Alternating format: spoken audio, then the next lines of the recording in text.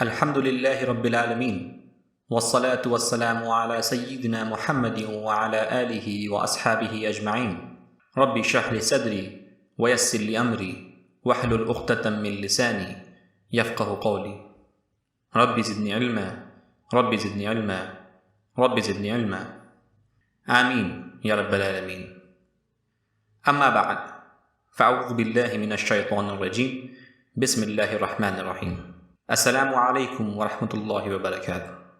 Welcome to yet another exciting course from Team CIFIA. This course content has been created under the guidance of Shaikh Mir Asadullah Qadri, and I am a member of Team CIFIA, going to be your trainer today. Together, you and I will go into this exciting journey of learning about this important concept of Sahih Iman.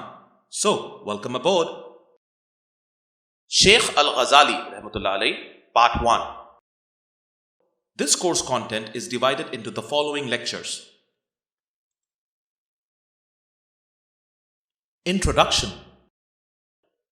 Most of the countries that are part of the Islamic world today were conquered by Muslims during the first 125 years, 622 to 750, of the advent of Islam. And within 100 years, by 850, majority of the people living in those countries had accepted Islam. The Islamic nation was united under a power caliphate with an efficient central and regional administrations. During 850 and 950, however, the Muslim empire got gradually disintegrated into petty states, ruled by the governors who established their dynastic rules, and the caliph's status was reduced to a ceremonial head. Between 950 and 1050, the disintegrated Muslim empire was partially restored by secular sultans. Al-Ghazali was born around this time. By the time Al-Ghazali grew up, many Islamic scholars got influenced by the philosophical theories of Aristotle and Socrates. Many had started questioning the imperatives of Sharia, and some of them had started ignoring them altogether. This situation was alarming for the Muslims. That trend needed to be stopped to bring the nation back to the established principles of Islam as taught by Prophet Muhammad sallallahu alaihi wasallam. Al-Ghazali took up this responsibility single-handedly. We thank him for his services in this context. Shaykh Al-Ghazali, 1058 to 1111, was a Persian Sahih al-Aqidah Islamic scholar, jurist, theologian, and Sufi Shaykh of Ihsan. Some people call him the reviver of Sahih Islam. Some call him an authority in Islam, and some call him Imam Al-Ghazali. He belonged to the Shafi school of Islamic jurisprudence and Ash'ari school of theology. Blessed birth. Abu Hamid Muhammad ibn Muhammad at-Tusai al-Ghazali rahmatullah alayh was born in Tabran town in the district of Tus, Khorasan, Iran in 1058 after Seljuk captured Baghdad from the Shia Buwid dynasty. It is reported that Al-Ghazali's father, who was a pious businessman, died when Al-Ghazali was very young. Probably he left him enough money for living and education. Education and teaching. Shaykh Al-Ghazali's life can be divided into three distinct periods. First, the first period between 1058 to 90. Second, the second period between 1091 to 95. And third, the third period between 1095 to 1111. The first is when he received education in the hometown Tus, together with his younger brother, Ahmad, 1060 to 1126. Later, he went to study with the influential Ash'ari theologian, Al-Juwayni, 1028 to 85, at the Nizamiya Madrasa in Nishapur. After teaching at Nizamiya Madrasa in Nishapur, Al-Ghazali moved to Baghdad. He had already become famous while teaching at Nishapur. In Baghdad, he had an opportunity to meet with the elite there. During one of these meetings, he had an opportunity to meet with Nizam al-Mulk, the powerful minister of Seljuk rulers and a generous patron of scholarship. Nizam al-Mulk had already heard about Al-Ghazali's knowledge, and he needed someone like him to be the head of Nizamiya Madrasa in Baghdad, which was founded by him. They had a long discussion on various issues of interest, and at the end of their meeting, Nizam al-Mulk was so impressed that he offered him the top job at his madrasa. Thus, Al-Ghazali joined this madrasa as a professor of Islamic jurisprudence. It was a high-profile job with a lucrative salary. For the following 5 years, Ghazali taught at this madrasa and remained at the helm of the legal and scholarly profession. This was the second period of Al-Ghazali's life, 1091 to 95, as he became the highest ranking professor of Islamic community in Baghdad. This period was short but significant. While he was teaching Islamic jurisprudence at the college, he was also busy in refuting heresies and replying to questions from all segments of the community. Al-Ghazali as Sufi Shaikh of Ihsan. At the age of 35, around 1093, Ghazali experienced a profound intellectual or spiritual crisis of certitude. He was not happy with the widespread corruption of his colleagues in the field of jurisprudence. He was not happy with the infiltration of wrongful philosophical thought into Islamic theology. In October 1092, Nizam al-Mulk was assassinated by the followers of Ismaili Batini sect. A month later, Sultan Malik Shah died while he was hunting. It was alleged that he was poisoned. Al-Ghazali realized the unpredictability of life in this world. Al-Ghazali began to change his lifestyle in 1093. He realized that the high ethical standards of virtuous religious life are not compatible with being in the service of sultans, viziers, and caliphs. Benefiting from the riches of the military and political elite implies complicity in their corrupt and oppressive rule, which jeopardizes one's prospect of salvation in the life after death. He spent a lot of his time in research, examining the teachings of the theologians, philosophers, Ismaili Batinis, and Sufis. After excessive research, he came to know that the only way of truthful knowledge is through Allah's guidance. He realized that the Sufi Shuyukh of Ihsan are the ones who are the truthful seekers in this context.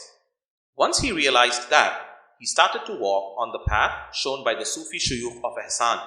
He wrote, "The first step in this context is to renounce the world and to devote oneself to the purification of self." Thus, he abandoned his professorship and his job at Nizamiya Madrasa in 1095 and left Baghdad quietly.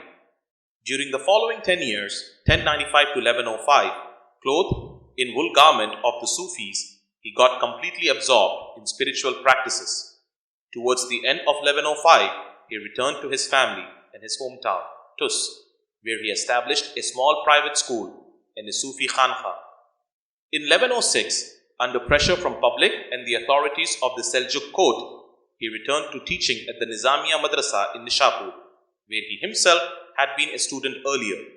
This was the third period of Al-Ghazali's life, which lasted till 1111. What happened to Al-Ghazali when he renounced the meritorious life is explained by him in his biography titled The Deliverer from Error, written by him in 1108, 3 years before his death. Some excerpts from this book are given below, which are self-explanatory. He wrote, "The diversity in beliefs and religions and the variety of doctrines and sects which divided men are like a deep ocean, scattered with shipwrecks, from which very few will escape safe and sound. Each sect believes it is on truth and deserves salvation. But the Prophet ﷺ told us, 'My people will be divided into more than 70 sects, of whom only one will be saved.' This prediction, like all others of the Prophet ﷺ, shall surely be fulfilled. From the period of adolescence, before reaching my 20th year, to the present time, 1078 to 1108, when I have passed my 50th, I have ventured into this vast ocean. I have fearlessly looked its depths, and like a resolute diver, I have penetrated its darkness and dared its dangers and gulfs. I have questioned the beliefs of each sect and scrutinized the mysteries of each doctrine to separate the truth from error and belief from hearsay. There is no philosopher whose system I have not understood, nor theologian the complexities of whose doctrine I have not followed out. Sufism has no secrets into which I have not penetrated. The atheist has not been able to conceal from me the real reason of his unbelief. The thirst for knowledge was innate in me from an early age. It was like a second nature implanted by Allah without any will on my part. No sooner had I emerged from boyhood than I had already broken the fetters of tradition and freed myself from hereditary beliefs. Having noticed how easily the children of Christians become Christians and the children of Muslims embrace Islam, and remembering also the traditional saying ascribed to the Prophet ﷺ, every child has in him the innate disposition of Islam. Then his parents make him Jew, Christians, or Zoroastrian.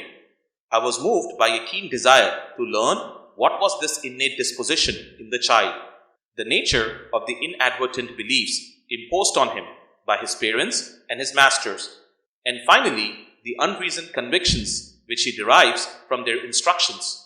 Struck with the contradictions which I encountered in endeavoring to separate the truth and falsehood of these opinions, I was led to make the following conclusions. In the search for truth as an aim which I imposed on myself, I must, in the first place, should ascertain what are the bases of certitude.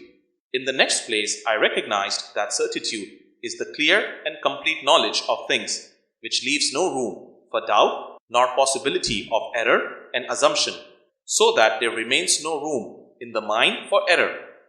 In such a case, it is necessary that the mind, fortified against all possibility of going astray, should embrace such a strong conviction that even if someone possessing the power of changing a stone into gold or a stick into a serpent should not be able to cause a dent into that certitude. I then understood that all forms of knowledge which do not unite these conditions do not deserve any confidence, because they are not beyond the reach of doubt. Alright, this concludes the lecture. Take a breather, and we will get back in a minute to continue this journey of learning.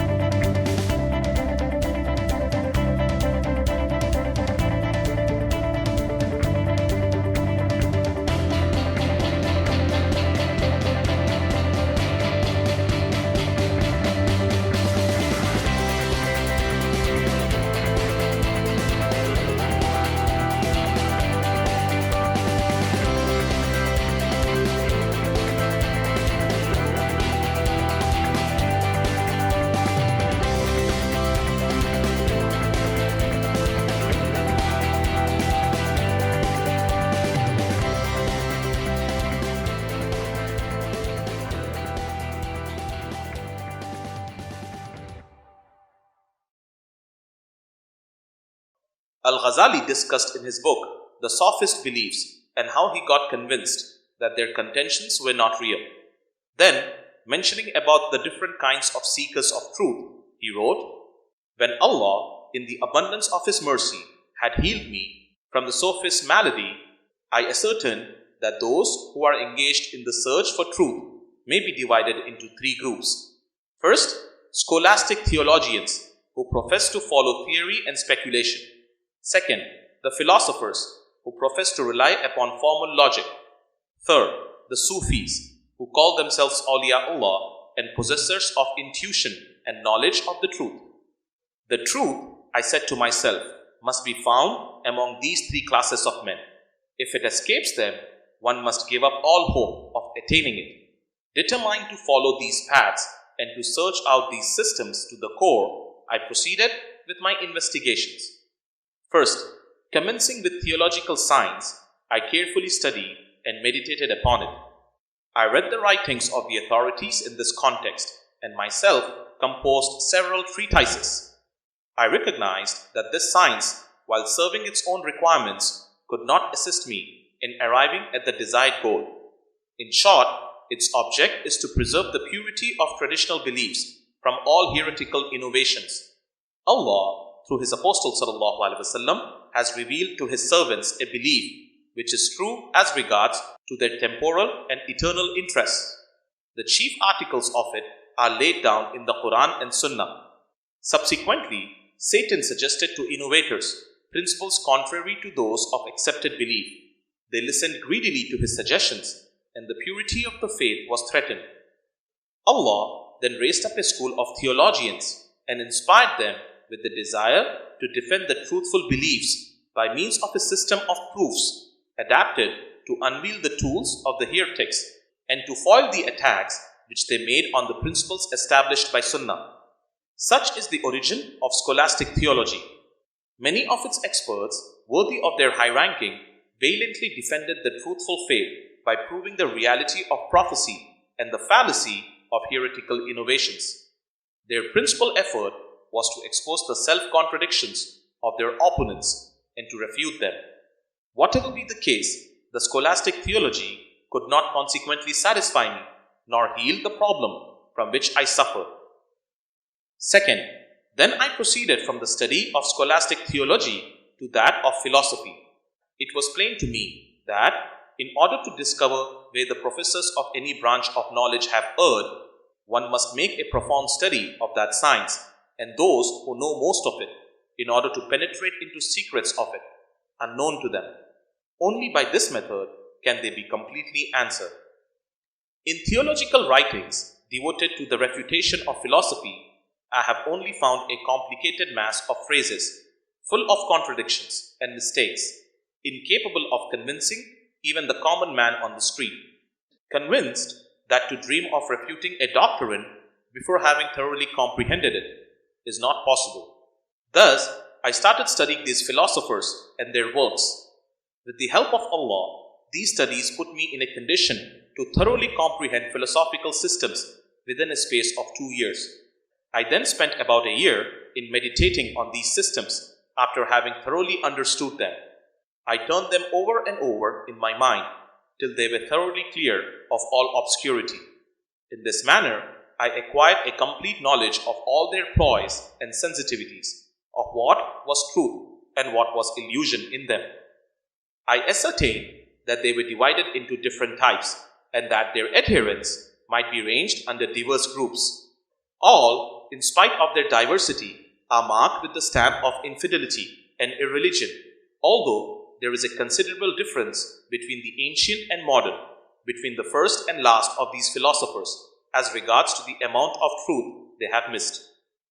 The philosophical systems, despite their number and variety, may be reduced to three: A. The materialists, B. The naturalists, C. The theists. A. The materialists. They reject an intelligent and omnipotent creator of the universe. In their view, the world exists from all eternity and had no author. The animal comes from semen, and semen from the animal. Those who maintain this doctrine are atheists. B. The naturalists.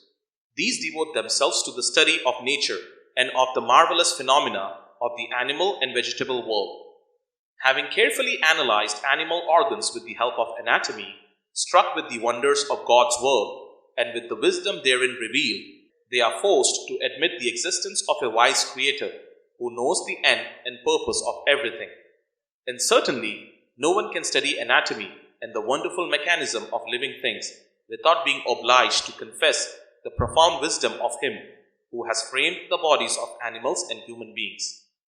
But they are carried away by their natural researches and believe that the existence of a being absolutely depended upon the proper equilibrium of its organism. According to them, as the latter perishes and is destroyed, so is the thinking faculty which is bound up with it.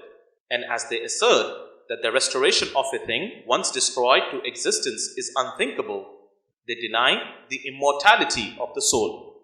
Thus, they deny paradise, hell, resurrection, and judgment day. Acknowledging neither a recompense for good deeds nor a punishment for evil ones, they toss off any authority checking their behavior and plunge into sensual pleasures like the desire of beasts. They are atheists, even though they acknowledge God and His attributes, but they deny their reckoning on the day of judgment. C. The theists. Among them is Socrates, who was the teacher of Plato, as Plato was of Aristotle. This latter drew up for his disciples the rules of logic, organized the sciences, elucidated what was formerly obscure, and expounded what had not been understood. This school refuted the systems of the two others, that is, the materialists and the naturalists. But in exposing their mistaken and perverse beliefs, they made use of arguments which they should not. Aristotle also contended with the success against the theories of Plato, Socrates, and the theists who had preceded him, and separated himself entirely from them. But he could not eliminate from his doctrine the states of infidelity and hearsay, which disfigure the teaching of his predecessors. We should therefore consider them all as unbelievers, including the so-called Muslim philosophers like Ibn Sina, Avicenna, and Al-Farabi, who have adopted their teachings. The philosophy of Aristotle, all serious knowledge of which we owe to the translation of these two learned men, may be divided into three portions. The first contains matter justly chargeable with impiety. The second is tainted with hearsay. And the third, we are obliged to reject absolutely. Alright, this concludes the lecture. Take a breather, and we will get back in a minute to continue this journey of learning.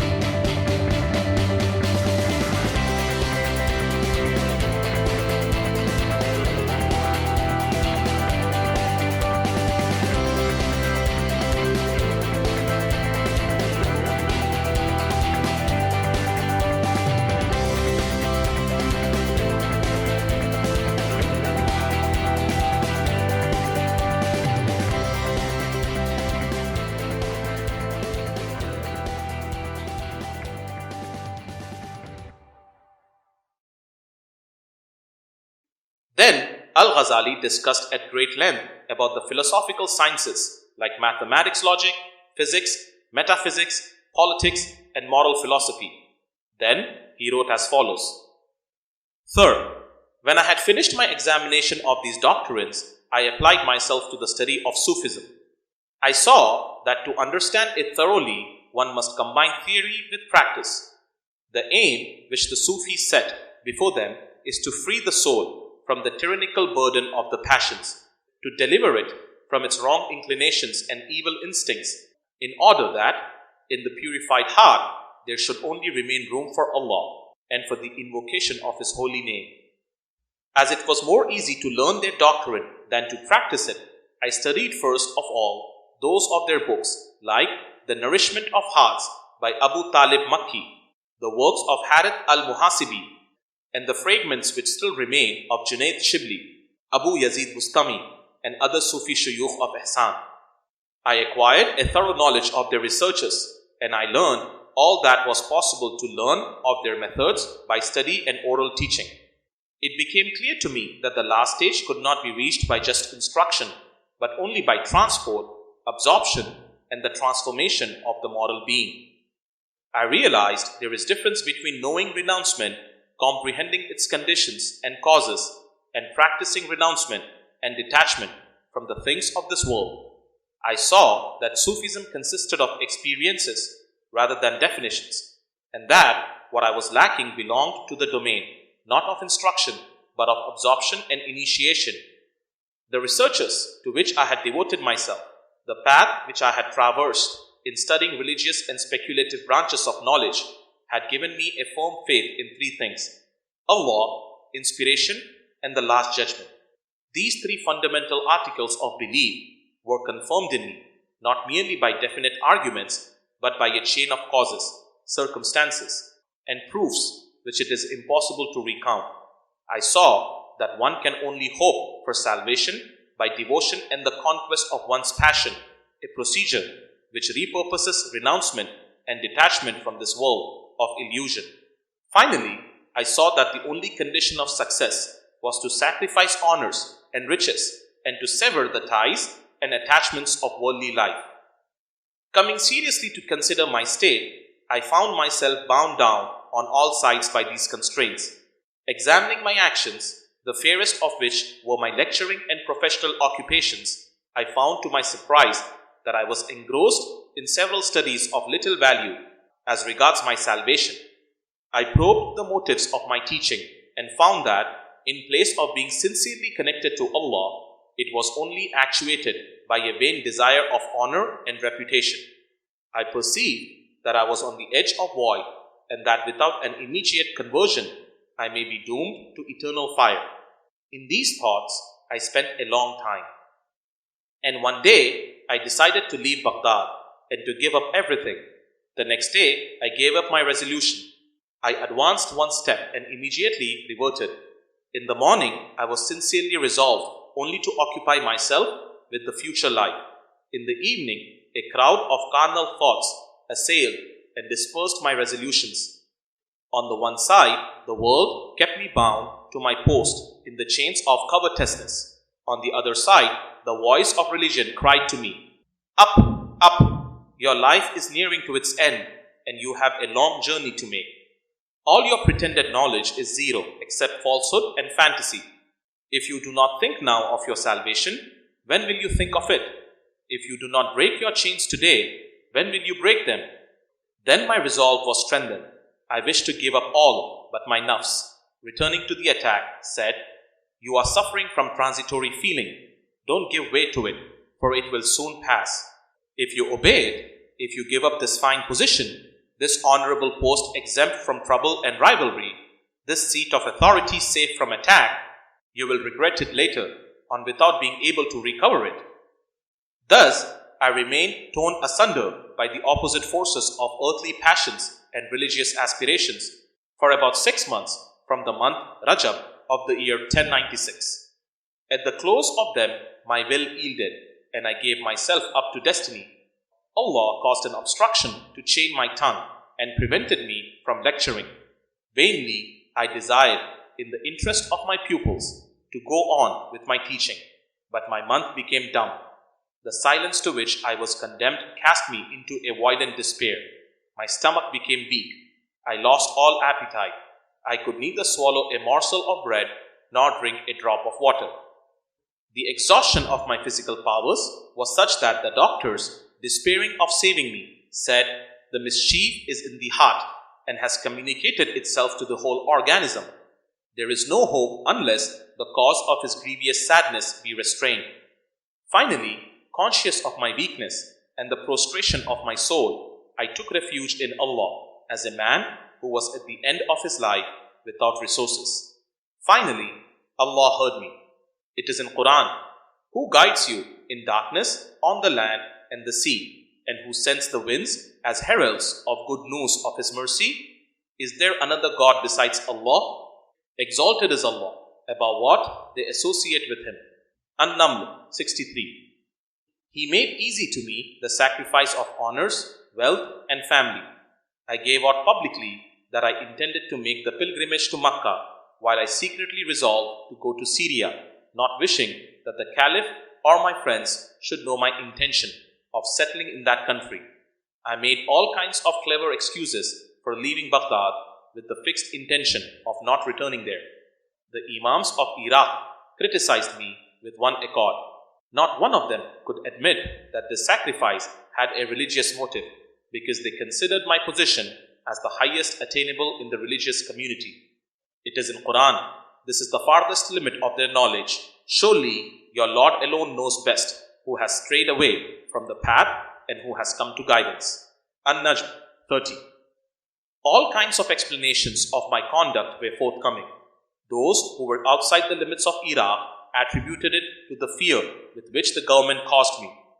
Those who were on the spot and saw how the authorities wished to detain me, their displeasure at my resolution and my refusal of their request, said to themselves, "It is a calamity which one can only impute to a fate which has befallen the faithful and learning." At last, I left Baghdad, giving up all my fortune. Only as lands and property in Iraq can afford an endowment for pious purposes, I obtained a legal authorization to preserve as much as was necessary for my support and that of my children. For there is surely nothing more lawful in the world than that a learned man should provide sufficient to support his family. I then went to Syria, where I remained for 2 years, which I devoted to seclusion, meditation, and devout exercises. I only thought of self-improvement and discipline and of purification of the heart by prayer in going through the forms of devotion which the Sufis had taught me. I used to live a solitary life in the mosque of Damascus and was in the habit of spending my days on the minaret after closing the door behind me. From there, I proceeded to Jerusalem and every day secluded myself in the sanctuary of the rock. After that, I felt a desire to accomplish the pilgrimage and to receive a full proclamation of grace by visiting Mecca, Medina, and the tomb of the Prophet ﷺ. Finally, the longings of my heart and the prayers of my children brought me back to my country, although I was so firmly resolved at first never to revisit it. Back in the family, however irregular the intervals which I could give to devotional absorption, my confidence in it did not diminish, and the more I was diverted by family chores, the more steadfast I became in it. 10 years passed in this manner. During my successive periods of meditation, they were revealed to me things impossible to recount. All that I shall say for the enlightenment of the reader is this. I learned from a sure source that the Sufis are the true pioneers on the path of Allah, and there is nothing more beautiful than their life, nor more praiseworthy than their rule of conduct, nor purer than their morality.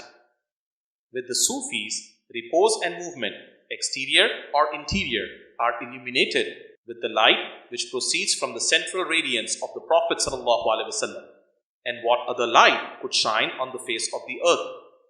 From the time they set out on this path, inspirations commence for them.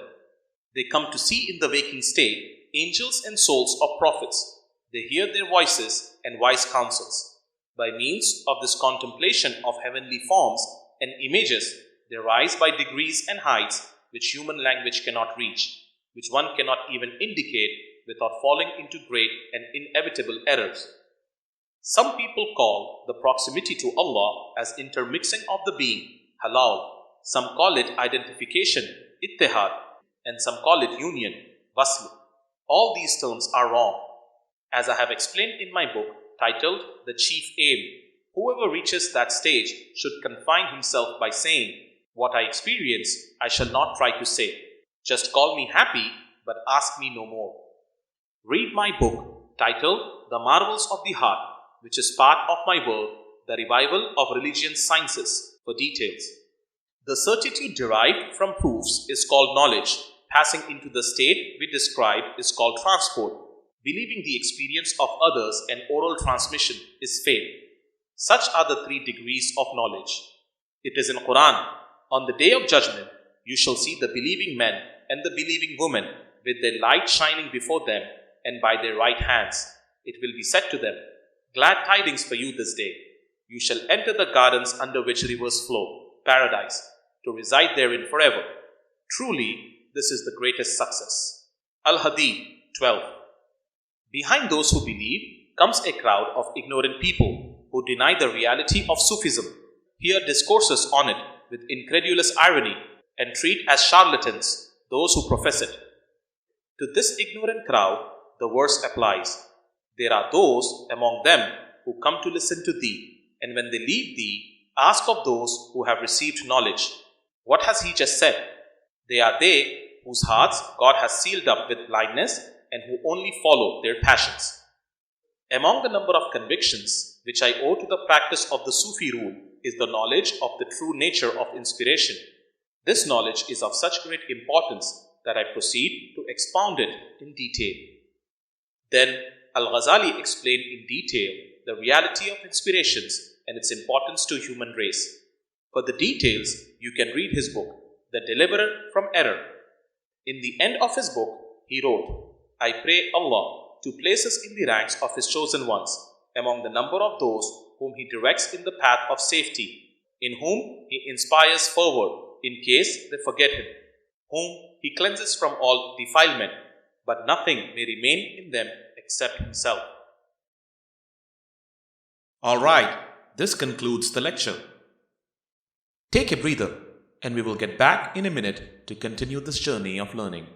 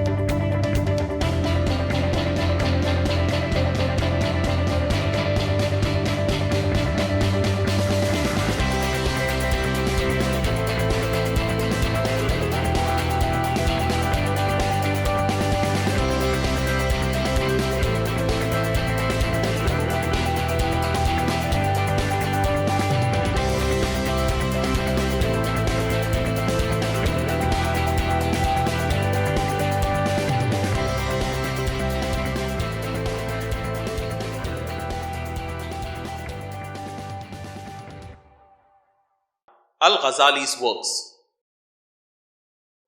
Shaykh Al-Ghazali is reported to have written many books, out of which 70 are reported to have survived.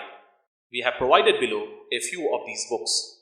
First, Al-Ghazali, 1094, The Intentions of the Philosophers, a precise summary of Islamic philosophy as represented by Ibn Sina. Second, Al-Ghazali, 1095, The Incoherence of the Philosophers, Al-Ghazali's refutation of Islamic philosophy. Third, Al-Ghazali, 1095, The Standard Measure of Knowledge, a summary account of Aristotelian logic. Fourth, Al-Ghazali, 1095, The Touchstone of Proof in Logic, a summary of Aristotelian logic. Fifth, Al-Ghazali, 1095, The Middle Path in Theology, an exposition of Al-Ghazali's Asharite theological system. Sixth, Al-Ghazali, 1095, The Balance of Action, an exposition of Al-Ghazali's ethical theory. 7th, Al-Ghazali, 1095 to 1096, The Just Balance, deduction of logical rules from the Quran and to refutation the Ismaili Batinis. 8th, Al-Ghazali, 1096 to 1097, The Revival of the Religious Sciences, a classic introduction to the pious Muslim's way to God. Originally spanning over 40 volumes, it deals with the principles and practices of Islam and demonstrates how these can be made the basis of a reflective religious life, thereby attaining the higher stages of Islamic Sufism. 9. Al-Ghazali, 1097, The Jerusalem Epistle, a summary of Al-Ghazali's theological system later incorporated into the Ihya. 10. Al-Ghazali, 1106 to 1107, The Niche of the Lights, an exposition of Al-Ghazali's Islamic Sufi philosophy. 11.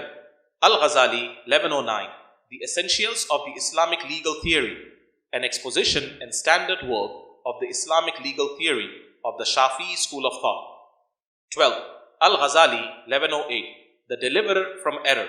Ed J. Al-Ghazali shared his thoughts, doubts, and maladies in attempt to extricate the truth from confusions so that he might distinguish between the truth and the falsehood. He also shared his quest for attaining satisfaction in understanding knowledge. The death of Al-Ghazali. Shaykh Al-Ghazali died on 18th December 1111, 14th Jumada 2, 505 AH, at the age of 53 years in Tus. His death came only a few days after he had finished his last book, Restraining the Ordinary People from the Science of Kalam. His brother Ahmad was present at the time of his death, as is evidenced from his description of Al-Ghazali's last day. When the news of his death reached Baghdad, the court poet Al-Abiwardi died 1113, eulogized Al-Ghazali in a short poem. Shaykh Al-Ghazali was buried outside Tus, near modern-day city of Mashhad, Iran. Following a state visit by the Prime Minister of Turkey, Recep Erdogan, to Iran in 2010, it was agreed by both Iran and Turkey that construction would take place on a mausoleum and a small museum in honor of Imam Ghazali at the site of his tomb at the outskirts of Tus, near modern-day city of Mashhad. Iran. Alright, this concludes the lecture.